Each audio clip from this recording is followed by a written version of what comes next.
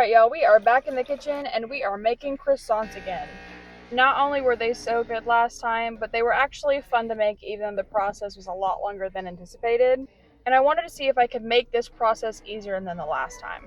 If you haven't seen it already, the recipe is in the caption and you can view all of it there. This time, the dough is exactly the same, but I wanted to do something different with the butter. Once I made the dough and let it go through its entire chilling process, I took it out, and instead of using hard cold butter and pounding it flat into the shape I wanted it to be in, I just took some room temperature butter that I had left sitting out all day and I plopped it on there and I just slathered it on, kind of like I would if I was making cinnamon rolls. I will say this did make this process a little bit messier kind of throughout it, but it did make it easier.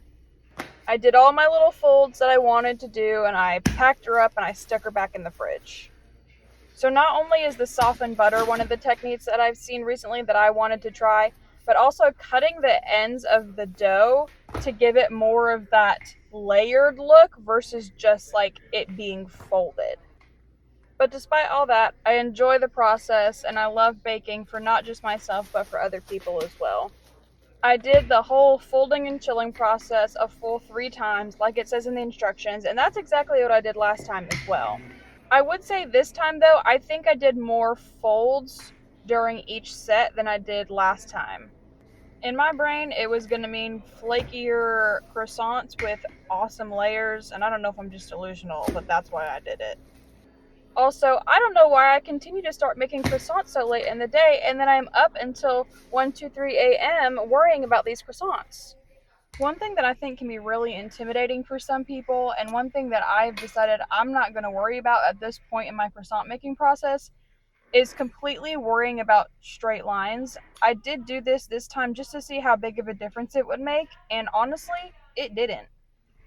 I even think the croissants I made last time look better than the croissants I made this time. And if you had held up a croissant from the last batch I made next to a croissant I made this batch, I probably couldn't tell you which was from which based on just keeping straight lines alone. Now I can tell you that these were harder to roll because of the butter situation. The butter softened a lot faster coming out of the fridge, and it made the pulling and rolling of the dough extremely hard to work with, but I think it was still delicious. This time I also decided to just leave them in the fridge to cold proof overnight instead of pulling them out and letting them rest on the counter for 4 hours. And let me tell you what, they still turned out good. Do they look better? No, but do they still taste delicious? Heck yes.